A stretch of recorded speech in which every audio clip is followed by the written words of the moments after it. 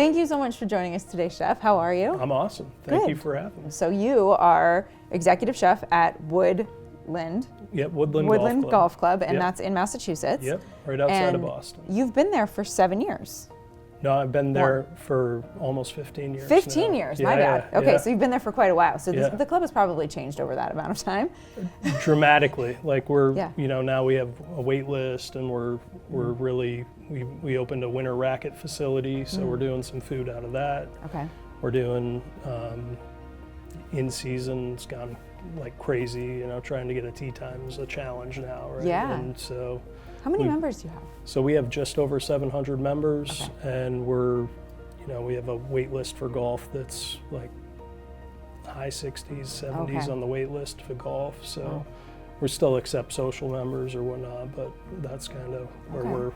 we're kind of maxed on the golf set, Yeah, right? yeah. So, How about food and beverage? What's the lay of the land there? so food and beverage, we run one main concept throughout the clubhouse, and then we have like some other stuff we do up in like men's locker room and whatnot there. Okay. We have a halfway house on the golf course. We have a pool facility that runs a separate menu, separate kitchen. Okay. And then we have racket in the wintertime that kind of some of the pool stuff transitions over to there, and we have league plays throughout the winter that we're doing food for. Okay. So it's Busy. it's become a busy year-round facility. I Yeah. think when I got there, we were doing like $1 million in F&B. Now we're doing a little over 3, so Wow. 3.3 right now. Okay.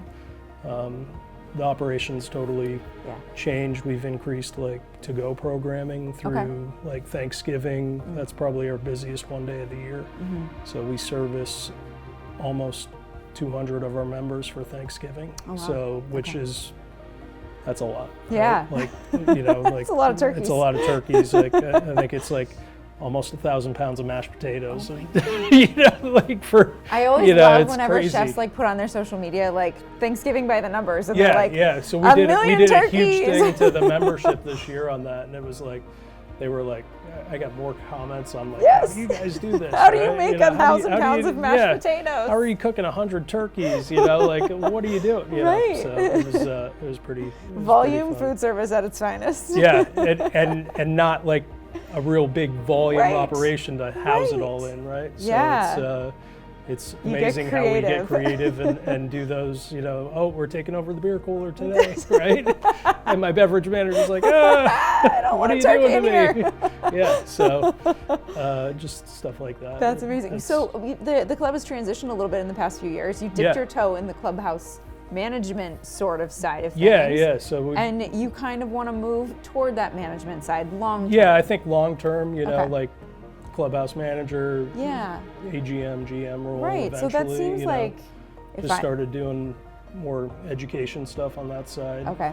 So it's been really, I don't know, fulfilling. Like we Yeah. build teams in the kitchen, right? We really try to build that nucleus and how to grow and whatnot, and so it's like taking that to the To the next to a level. bigger level. So right? it's interesting because I have seen over the past few years this shift. For a long time, general managers tended to come up through the golf side. Right. But in the past few years, especially from chef to chef, we've seen a lot more culinarians Yeah. kind of come up into that general management role. And so I think there's a trend in there. And I wonder if it's because of that professionalism of the chef, where you are managing the people, you are running the costs, you are interacting with the members so closely. Yeah, we do a lot in that aspect, but I think it's Yeah. also like we deal a lot in hospitality, Yeah. right? And a driving force in most clubs right now is your food and beverage operation, Definitely. right? So,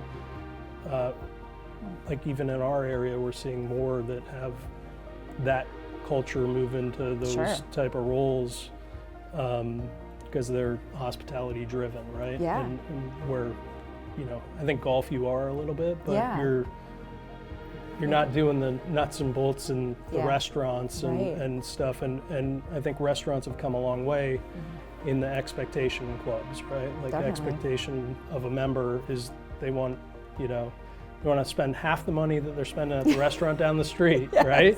But better food. They want better food, right? And so how are we going to deliver that, Yeah. right? And so I think that, with the culinary experience and the Yeah. hospitality experience. It's like, how's that transition into Yeah. growing as a manager? Yeah. Right? So Yeah. that's kind of the fun challenge, right? Yeah. Definitely. It's like, okay, which direction you're gonna go? So let's talk about the food at your club. Yeah. What is your style of? You're in the Northeast. So we're in the Northeast. We are kind of transitioning to be more globally influenced. Okay. Yeah. We've seen a lot more members at our club looking for more flavors throughout the world. Right? Okay. So we're actually, when I go back from this, we're in the process of a bigger menu change in implementing global flavor section on the menu. Oh, cool. And kind of like a new snack section and some other shareable plates options Okay. that we have featured, but we're going to more drastically feature Okay. going forward. Can you be specific? Like, what are some of the dishes? So we're doing some different curries. We're doing some. We're doing like a butter chicken. Okay. We're doing. I think they want a lot more global flavors, but Yeah. maybe they don't want a lot more Right, global right. flavors. They say they want it. They say they want it. So we're really, this is like a test pilot for Okay. us. So we're gonna feature like 4 dishes in that section, see how Okay. it goes. Yeah. We've, over the past year, we've kind of made a change from being all composed plates to having like a simpler side section in like our dinner entrees, where we had a lot of modifications, right? And all clubs do, right? But this allowed us to, they could build their sides that they wanted, they could build their sauce they wanted, they could build, they could do that creation of their own, right? Yeah. And it didn't necessarily, take that cook from like, oh, they don't want the salmon the way we're supposed to prepare it, they want it this XYZ, right? And so it's allowed us to, I think, be more efficient as an operation and giving the member the flexibility at the same time. So we've done some stuff like that to help with reducing our modifications, right? Nice. So menu-wise. So You threaded the needle, like. it's always a challenge, Everyone right? take note. Like, well, Yeah. no, I don't think it.